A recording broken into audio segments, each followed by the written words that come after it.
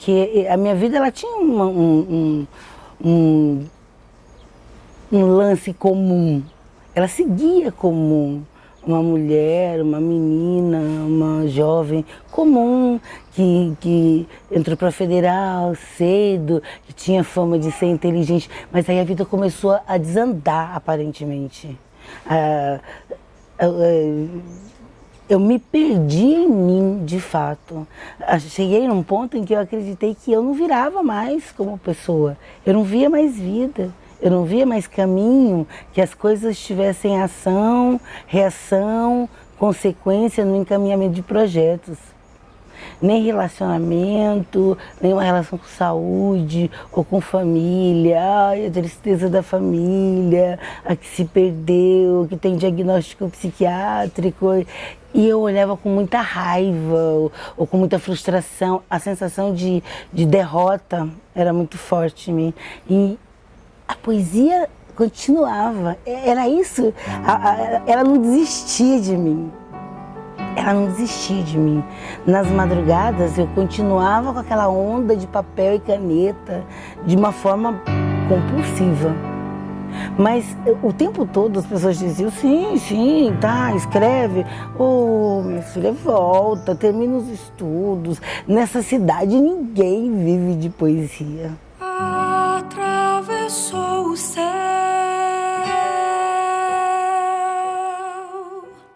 leve saiu do chão, levou ao longe as flores do algodão, rede camaleão. Eu sempre tive essa vaidade de artista dentro de mim. A minha mãe dizia que todo mundo em casa canta, a Vera é a metida, vai para o palco. Então eu sempre tive isso muito cedo. Eu estava sempre achando um jeito de estar fazendo balé, teatro, música, tocar piano, desde que eu me conheço por gente. Com 5 anos eu estava cantando na rádio, escondida de mamãe, quando ela está lá passando roupa, ela me escuta, Vera Capilé, como que essa menina está lá? Eu estava cantando na rádio. Eu comecei a declamar aos 2 anos e meio. A minha mãe conta que foi em casa, estava preparando um showzinho, uma prima ficou com vergonha de fazer o negócio, e aí eu, mãe, eu sei todas, eu não consigo entender isso, né? Mas eu nunca me soube sem poesia. Eu declamava desde menina, sempre, as festinhas da escola, mas jamais, em tempo algum, eu imaginei que esse fosse ser meu fazer profissional, né? Eu era péssimo aluno de língua portuguesa, análise sintática, até que a minha grande mestra, professora Alaide Ador, me ensinou poética. Aí eu falei, pode isso? Pode usar da minha fantasia? Foi justamente nessa fase, 13, 14 anos. Eu falei, então eu posso, né? Aí comecei a catalogar, lia Érico Veríssimo, Castro Alves, ia pegando o que eles diziam, sabia poemas de cor, Fernando Pessoa depois, Lorca, Borges. E eu chegava em casa e meu pai, para complementar a renda, o orçamento doméstico, ele encadernava livros em casa, que antigamente, na década de 70, início da década de 80, existiam os livros que você comprava fascículos e no final você tinha lá vários fascículos que você mandava encadernar e aquilo virava um livro, capa dura, um negócio sempre muito bacana. E meu pai fazia isso. E eu ficava ali rodeando meu pai, ajudava, passava uma cola, costurava um livro, né? Então eu fui pegando essa paixão. Eu me descobri artista, não, vou ser artista hoje. A vida nossa é de artista, eu não me imagino de outro jeito. Eu tentei até algum tempo trabalhar com algumas outras coisas, mas não dá, eu sou artista. E quando você se descobre artista de verdade, que você sabe que é artista, você prefere ganhar às vezes R$10 como artista do que R$20 numa empresa, fazendo qualquer outro tipo de coisa.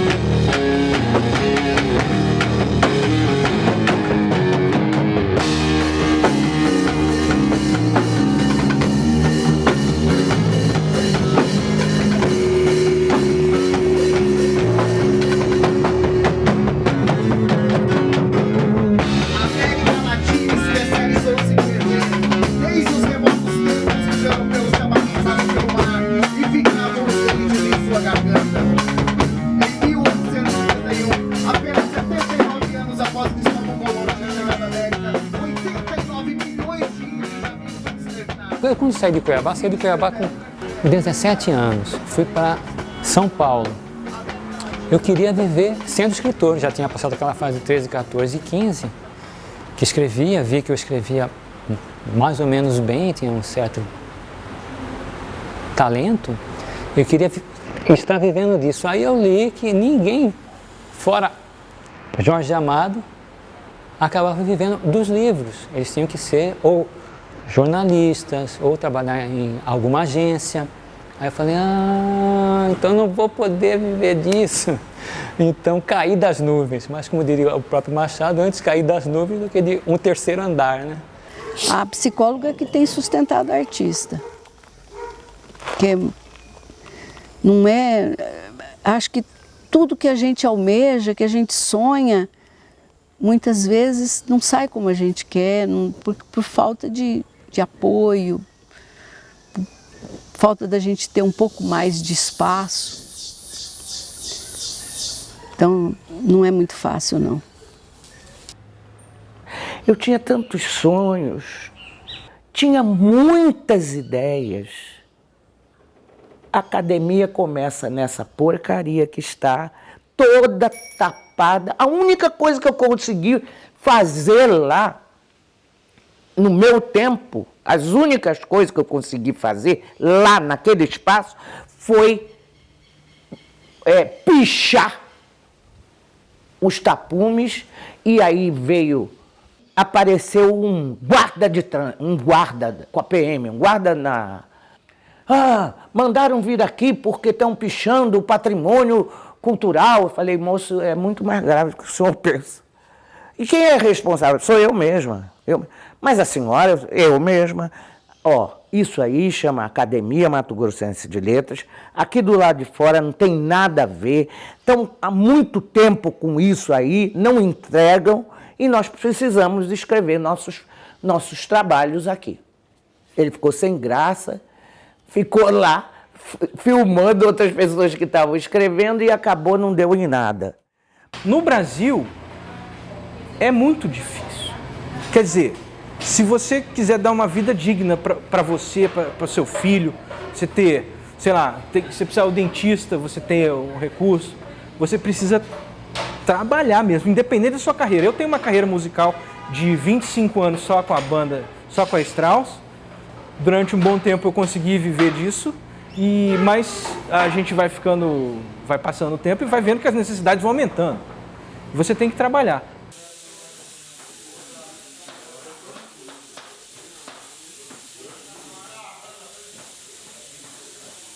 Às vezes não tem dinheiro para comer, às vezes não tem dinheiro para beber, às vezes não tem nada. Mas você sabe que você está num caminho interessante, minimamente diferente, sabe? Porque eu cheguei num ponto da vida e eu pensei assim, cara, o que eu vou deixar? Qual que é o legado que eu vou deixar da minha vida? Pô, tô com 42 anos hoje. Eu pensei isso com uns 38, mais ou menos. E foi aí que eu decidi, falei, cara, eu quero que se dane tudo, eu vou viver, nem que eu tenho que ver como mendigo, eu vou fazer o que eu quero fazer, eu quero escrever. Eu não tenho nada, tenho essa casa aqui que você sabe que isso aqui é uma casa de classe média, de professora da UFMT. Não tenho nada no sentido de bens materiais. Um carro todo batido, porque eu não enxergo muito bem. Mas acredito no poder da palavra. Vento, diga para sempre estou aqui. Velejar sem pontaria é mais que sonhar sem sentir. Água, faça para sempre. Eu demorei muito para colocar uma letra minha num CD meu. Eu achava que não tá feio, não tá legal. Você também tem que confiar nisso, você tem que ter essa liberdade de deixar a sua criatividade pular lá pro público, para as pessoas. Hoje eu tenho sabe, essa mais tranquila, coloco, gostar, pô, que legal.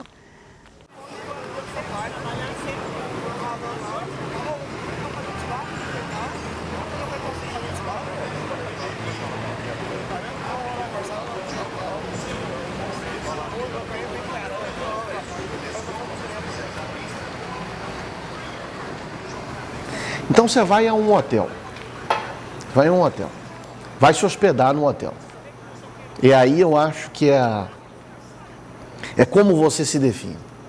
Você vai se hospedar no hotel. Qual é seu nome? Eduardo Maon. Seu endereço, tal, profissão.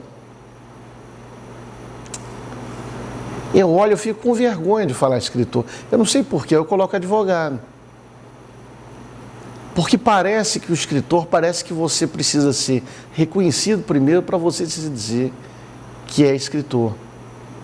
Agora, a questão é, você consegue não ser assim? Eu não. Você consegue não escrever as músicas do jeito que você faz e tentar ganhar dinheiro com outro estilo? Pô, eu não consigo. Eu não sei. Porque eu não faço música para ganhar dinheiro. Eu faço música porque eu faço, a gente faz. Você senta no ensaio, olha isso aqui. Pá, isso tá legal, tá, agora eu vou botar uma letra. Ou então tem essa letra aqui, vamos fazer... Ah, não, vamos fazer uma música estilo lambadão. Lambadão não, como é que é o nome desses caras aí, cara? Nem forró, sei lá, essas... essas... Com todo respeito, cara, os caras são monumentais, milionários, mas eu não sei fazer. E talvez se eu tentar, vai ficar a pior coisa do mundo. Então já que é pra ficar uma merda, eu fico com as minhas.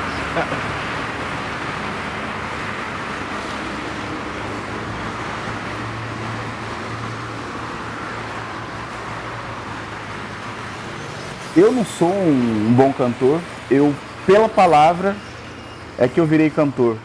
Eu escrevia as coisas e quem queria cantar? Ninguém. Eu virei cantor porque não tinha ninguém para cantar o que eu escrevia. E foi isso, entendeu? Não foi por talento, não foi por nada. Eu sou o pior cara da música que existe no planeta Terra. Só que eu componho, entendeu? Então eu acho que a palavra tem importância grande porque é o que você vai deixar. É complicado dizer só o que é a palavra. É muito, né? Ela move tudo. Eu acho que é a engrenagem de tudo, que põe tudo em movimento.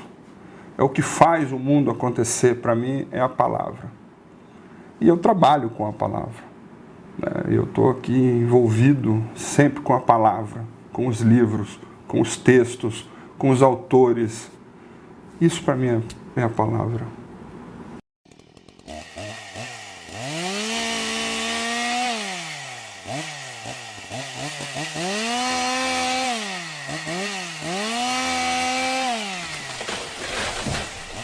A palavra para mim é alimento. Eu vivo dela. E a relação não é de lapidação da palavra. É a palavra que me toma, eu sou ferramenta. Em algum momento ela fala, eu vou falar. E eu permito isso. Eu não construo versos que demoram 1 mês, 2 meses, não. Acontece em geral à noite, na madruga, ela tá. Eu pego o papel e a caneta ainda hoje e vem bloco de 3, 6, sempre múltiplos de 3. Não sei, cara. O poder da palavra é muito pano para manga. Se eu pudesse... Eu podia escrever um poema, um livro, umas obras completas em torno disso, né? E fazer muita pesquisa, né? Em nível acadêmico, né? Por exemplo, uns filólogos, né? Antropológico, né? É muito ampla esse questionamento. Palavra, né? Volta ao Drummond, né? A pá que lavra, né?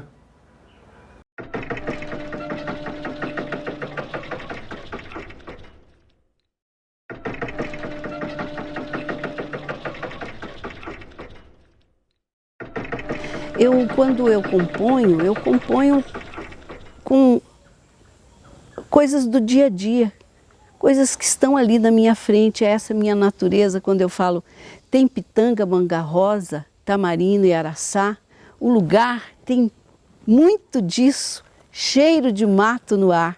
Então é aquilo que eu estou vendo, é bem simples. Então a palavra, ela desvela, ela te mostra, né? Ela cutuca você, ela diz coisa boa, diz coisa ruim. Tem pitomba, manga rosa, tamarina e araçá. O lugar tem muito disso, cheiro de mato no ar. O sabiá laranjeira fez um ninho no telhado, compartilhando o abrigo e o sossego desse lar. E tem a rede vermelha na varanda sombreada por uma nobre lixeira, guardiã desse lugar.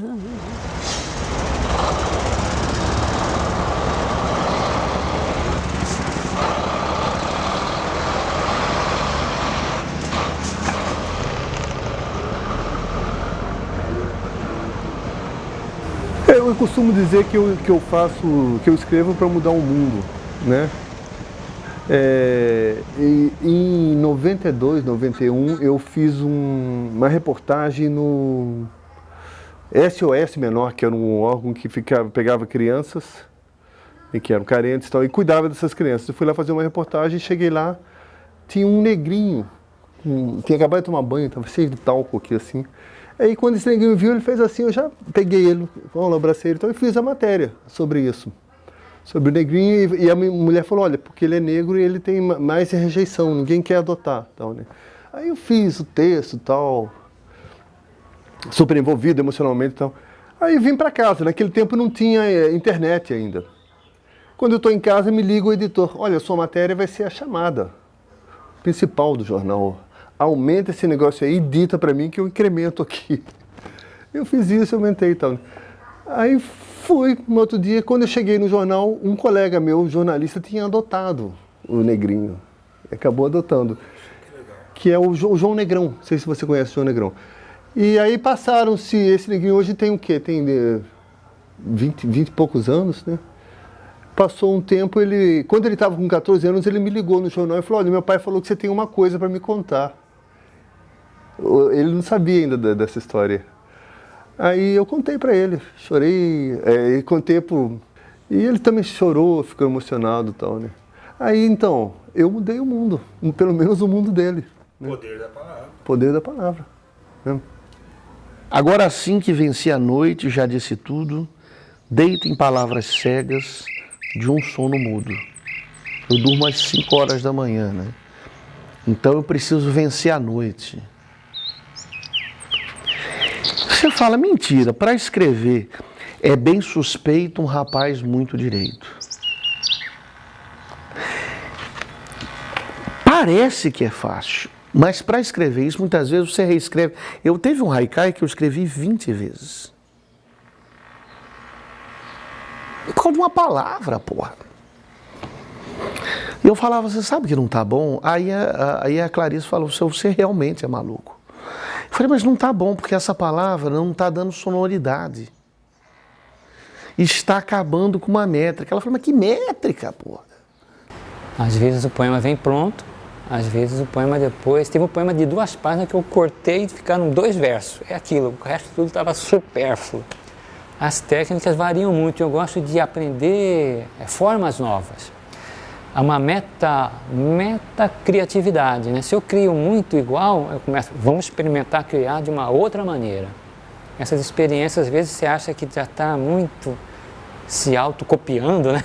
Vamos parar com isso. Eu li uma vez que os pintores orientais, chineses, japoneses, eles quando eles ficavam famosos, eles trocavam de nome para poder ter possibilidades criativas novas. Quando todo mundo já acha que eu estou sempre igual, o próprio Pablo Picasso, de novo, fez isso, né? Tem as fases dele, né?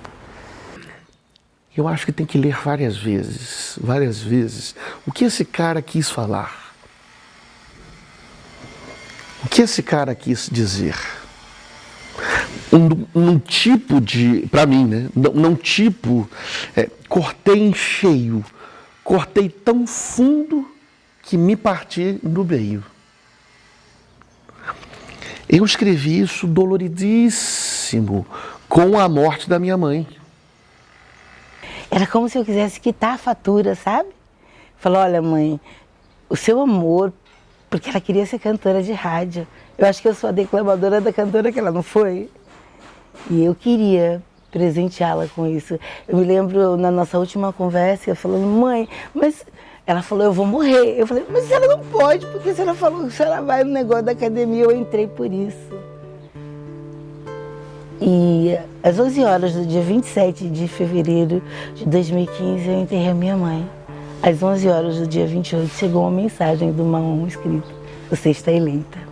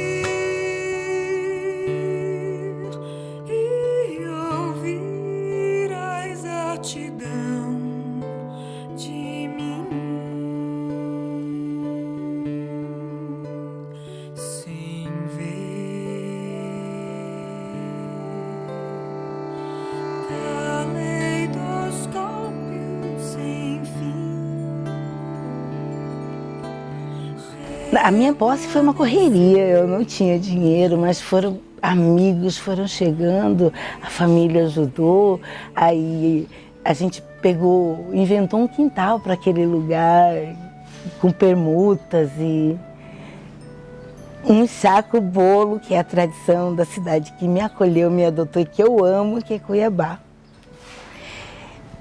E no meio daquela gente que chegava, entraram umas meninas do movimento afro. Elas tinham uma tinha mais cabelo do que tamanho, sabe? E tinha muito preto dentro da academia. Cara, se a minha carreira, se as minhas palavras serviram para que essas pessoas se sentissem com espaço de entrar lá também, essa representação eu quero. Eu sou a primeira de várias negras que vão entrar. Eu sou a primeira de várias negras que vão poder ter as suas letras reconhecidas. Um monte de menina depois de mim vai acreditar que pode. Desculpa.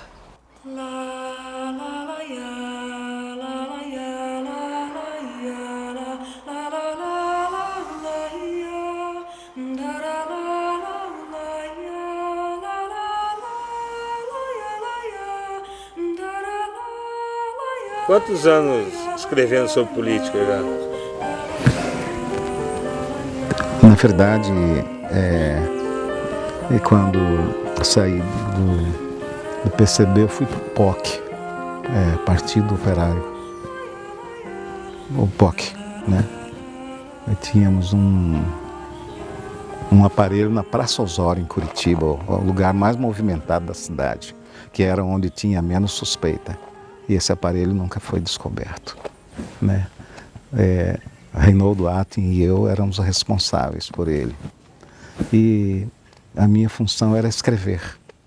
Eu tive preso lá em Curitiba, na DOPS e no quartel da Marechal, né?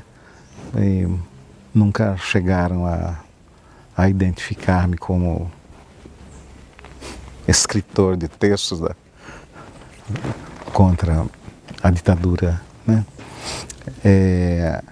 Inclusive lá no quartel da Marechal eu sofri muita violência.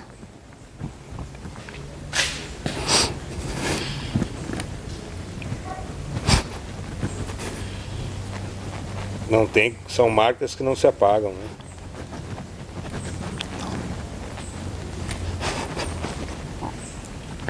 Não some nem com a morte.